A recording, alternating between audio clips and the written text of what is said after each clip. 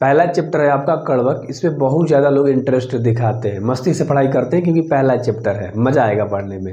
प्रश्न उत्तर कर लो इस वीडियोस में, डेफिनेटली समझ में टोटल आएगा, अच्छे से बता रखा है। एंड हो सके तो नोट्स बनाना या स्क्रीनशॉट लेना, या मेरा वीडियो 10-12 मिनट का 15 मिनट का होता है, इससे बड़ा नहीं होता क्योंकि मैं बनाता ही नहीं उतना लंबा मेरे भाई। तो एंजॉय करो, मस्ती करो। ऊपर इंट्रोडक्शन पार्ट अच्छे से करा रखा है इसका अच्छे तरीके से, ठीक ना। तो अब प्रश्न उत्तर करेंगे, मजा आएगा क्योंकि सारा चीज याद कराते हुए चलूंगा, ठीक है। पहला प्रश्न ध्यान से सुनो। कवि ने अपनी एक आंख की तुलना दर्पण से क्यों की है? कवि के पास जो एक आंख था वो अपना तुलना दर्पण से क्यों करता है? आंखों का। ध्यान से सुनो, अभी जस्ट याद होगा। ऐसे हम जानते हैं कि दर्पण स्वच्छ और निर्मल होता है, ठीक उसी प्रकार कवि की आंख है। याद हो गया क्या? इतना अच्छे से याद हो गया होगा। कोई भी व्यक्ति अपनी छवि जिस प्रकार साफ एवं स्पष्ट रूप से दर्पण में देख पाता है, जैसे हम लोग अपनी छवि को, अपने प्रतिबिंब को अपने शीशे में देखते हैं, दर्पण में देखते हैं, ठीक उसी प्रकार कवि की आंख की स्वच्छता और पारदर्शिता की प्रतीक है। अतः कवि ने अपनी एक आंख की तुलना दर्पण से की है। एक आता है कि हम जैसा भी देखते हैं ना दर्पण में मेरे भाई, वैसा ही रिफ्लेक्ट करके दिखाई देता है। तो उसी तरह से मेरा एक आंख है, हर वास्तविक चीज को हमने इसलिए दर्पण से क्या किया है? समानता दिखाया है, कवि कहता है। दूसरा प्रश्न की ओर बात करते हैं।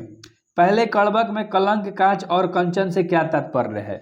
यानी सबसे पहले आपको कलंक के बारे में, फिर कांच के बारे में और फिर कंचन के बारे में, इन तीनों के बारे में मेरे भाई डिस्कस करना है। किसके बारे में? कलंक, कांच और कंचन। सबसे पहले कलंक के बारे में जानते हैं। देखो, कवि ने कलंक, कांच और कंचन शब्दों का प्रयोग करके अपने विचारों को प्रकट किया है। कलंक शब्द का चर्चा करते हुए लेखक यह कहता है कि चंद्रमा में दाग होते हुए भी वे संसार को रोशनी देता है। यह क्या कहता है मेरे भाई? कि चंद्रमा में दाग था फिर भी वो रोशनी देता है संसार को, अर्थात उस रोशनी के आगे धब्बा कोई मूल्य नहीं रह जाता है। जो चंद्रमा में जो धब्बा है वो रोशनी के आगे उसका कोई मूल्य, कोई महत्व नहीं रहता है। गुणवान में अगर कुछ अगुण हो जाए तो उसके गुण के आगे अगुण भी छिप जाते हैं। यह क्या कह रहा है कि मान लो कोई इंसान है जिसके पास बहुत सारा गुण भरा है, बहुत सारा स्किल्स है, टैलेंट है, बट एक चीज अगर बुरा उसमें हो भी जाता है तो वो बुरा छिप जाता है उसके टैलेंट के आगे, उसके स्किल्स के आगे, उसके गुण के आगे। समझ गए होगे आप अच्छे तरीके से? आगे चले क्या? याद हो गया होगा यार। देखो आगे चलते हैं। कांच का मतलब समझते हैं हम लोगों ने, ठीक है। अब देखो कांच का मतलब समझेंगे। कांच शब्द का प्रयोग करते हुए लेखक यह कहते हैं कि जिस प्रकार कच्चा सोना को गलाकर, जिस प्रकार कच्चा सोना को गलाकर तांबा कर उसे असली सोना में बदल दिया जाता है, यानी कि काचा तांबा को मेरे भाई गलाकर सोना में इसको बदल दिया जाता है, ठीक ना। उसी प्रकार इस इंसान को बिना संघर्ष, त्याग और तपस्या के श्रेष्ठता और सफलता नहीं मिल सकती है। यह क्या कहते हैं? जैसे इंसान हो गया, वो परिश्रम नहीं करेगा, मेहनत नहीं करेगा तो उसको श्रेष्ठतम और सफलता कभी नहीं मिलेगी। तो इसलिए आपको क्या करना है मेरे भाई? अच्छे तरीके से मेहनत करना है, पढ़ाई करना है, एंड आपको रिजल्ट मिलेगा। अब लास्ट में कंचन शब्द का मतलब समझते हैं। कंचन शब्द का प्रयोग करते हुए लेखक यह कहते हैं कि जैसे शंकर के त्रिशूल द्वारा नष्ट किए जाने वाले सुमेरु पर्वत सोने का हो गया, यानी कि देखो यार, शंकर भगवान ने त्रिशूल मारा था ना, तो सुमेरु पर्वत सोने का हो गया था। तो उसी तरह समझाते हैं कि सोने का हो गया था, वैसे ही सज्जनों की संगति से दुर्जन भी श्रेष्ठतम बन जाते हैं। यानी कि एक कितना भी बुरा इंसान क्यों ना हो, कितना ही बुरा क्यों इंसान क्यों ना हो, वो अच्छी संगति में आएगा तो दुर्जन क्या बन जाएगा? श्रेष्ठतम बन जाएगा। यानी बुरा से बुरा इंसान भी अच्छा बन जाएगा। किसके? अच्छे लोगों के संगत में रहेगा तब। 3 नंबर के सवाल के ऊपर चलते हैं। पहले लेखक यानी कि देखो ध्यान से, पहले कड़वक में व्यंजित जायसी की आत्मविश्वास का परिचय अपने शब्दों में देना है। ये जो जायसी थे ना, इनके आत्मविश्वास कैसा था उसको अपने शब्दों में आपको बताना है। तो आंसर ध्यान से सुनो, मजा आ जाएगा भाई। देखो आंसर, पहले कड़वक में कवि अपने आत्मविश्वास को दर्शाया है। कवि ने अपने ही आत्मविश्वास को दर्शाया है। कवि का एक ही आंख है, वो चेचक के कारण रूपहीन है। उनके पास एक आंख था और चेचक बीमारी के कारण रूपहीन थे, यानी कि अच्छे नहीं दिखाई देते थे, ठीक ना।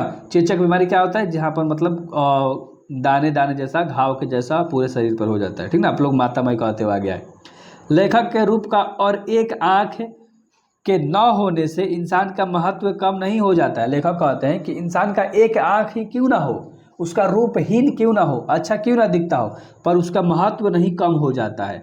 कवि दृढ़ आत्मविश्वास के साथ कहते हैं कि दाग तो चंद्र में भी है, फिर भी वो सारा जग को प्रकाशित करता है। त्रिशूल को सुमेरु पर्वत को लगे थे, फिर भी ये सोने का हो गया। पानी समुद्र का खारा होता है, फिर भी यह अशुद्ध और अपार्य है। ये उदाहरण दे के समझा रहे हैं कि चंद्रमा में दाग था, फिर भी वो प्रकाश देता है। सुमेरु पर्वत था, वो सोने का हो गया था त्रिशूल पड़ते ही। और समुद्र में पानी कितना ही खराब, मतलब खरा क्यों ना हो, असहज, अशुद्ध और अपार्य है। अतः ऐसा नहीं है कि कुछ अगुण होने से सारा गुण खत्म हो जाता है। यह कहते हैं कि ऐसा नहीं है कि कुछ बुराइयां आ गई तो इंसान का सारा अच्छाई खत्म हो जाता है। कवि का यह आत्मविश्वास जग के लिए एक नई चेतना थी। समझ में आपको आ गया होगा, एक नई चेतना थी, एक नया विश्वास इन्होंने दिया लाया कि आपके अंदर बहुत सारे अच्छाई हैं, एक दो बुराई से यार इंसान का अच्छाई नहीं मरता। समझ में आ गया आपको। आगे बढ़ते हैं 4 नंबर के सवाल। कवि ने किस रूप में स्वयं को याद रखे जाने की इच्छा व्यक्त की है? उसकी इस इच्छा का मर्म बताइए। कवि ने कहा था कि मैं अगर मर जाता हूं ना तो मेरे को ऐसे ऐसे जाना जाना चाहिए, तो वही चीज़ों के बारे में डिस्कस करेंगे। आंसर सुनो ध्यान से। कवि कहते हैं कि यह जगत को नश्वर है, यह जो हमारा जगत है यह नश्वर है, केवल कृतियां ही उभर कर रह जाती हैं।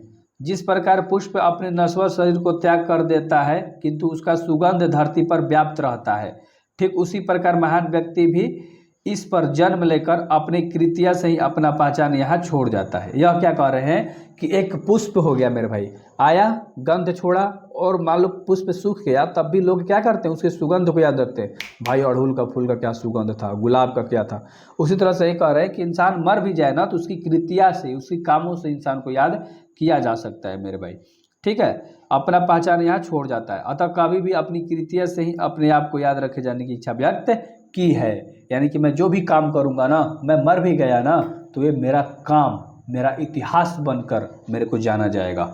ठीक है, तो आप भी यार ऐसा काम करो ना कि आपको जाना जाए। राइट, करो, मेहनत करो। आगे देखो, भाव स्पष्ट करना है 5 नंबर में। ठीक है, ध्यान से देखो।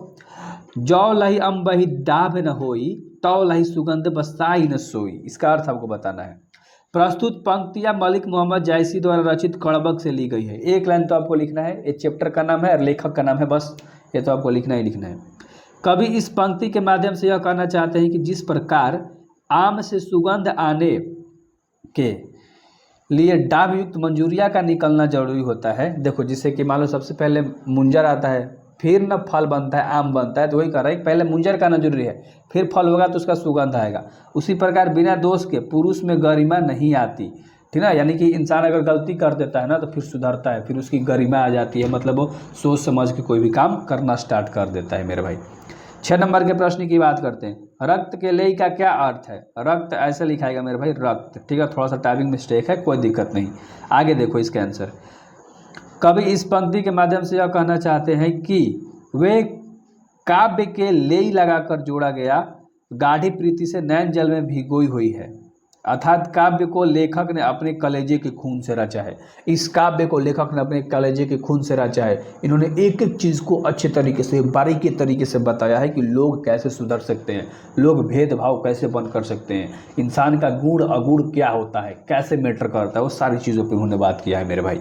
ठीक है, आई होप कि आपको पसंद आ रहा होगा, मज़ा आ रहा होगा मेरे साथ पढ़ने में। तो सब्सक्राइब कर दो, क्योंकि ऐसे ही मैं जोश के साथ आपको पढ़ाता हूँ। 7 नंबर का सवाल करेंगे।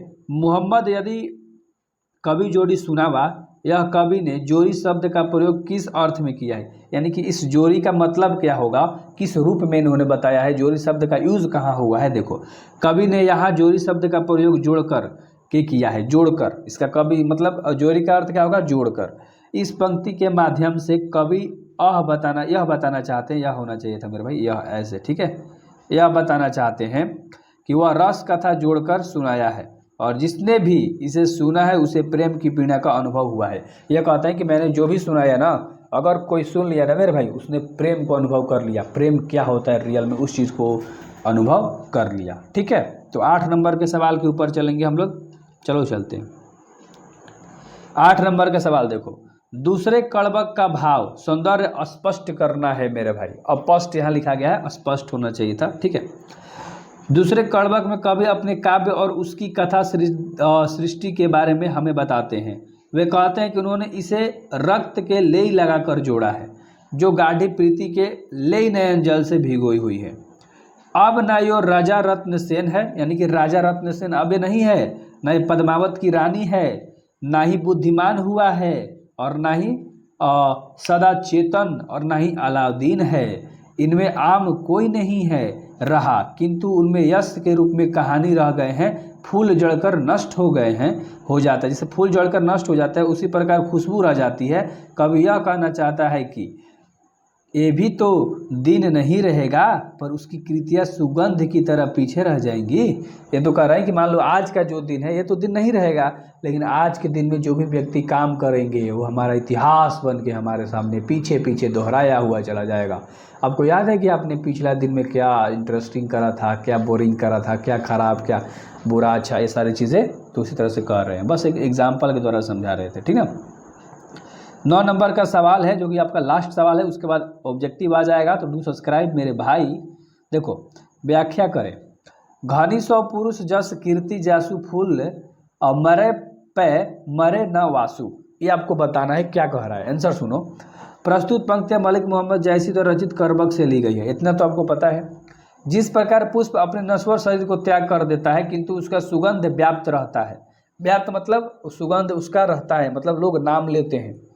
ठीक उसी प्रकार एक महान व्यक्ति भी इस धाम पर जन्म लेकर अपनी कृति से ही अपना पहचान छोड़ जाता है। वो जो भी चीज़ करता है वो अपनी पहचान को छोड़कर यहीं और चला जाता है। तो वहीं कह रहे हैं कि जैसे मान लो फूल वूल मुरझा गया, सूख गया, तो उसका मतलब सेंट उंट बना के, इत्र बना के इस्तेमाल किया जाता है ना। अरे यार, इतना तो आप लोगों को पता है। तो आप सब्सक्राइब करना है, क्यों? क्योंकि अगला वीडियो आएगा ऑब्जेक्टिव का, इसीलिए मेरे भाई। तो कर दो सब्सक्राइब, बहना लोग भी।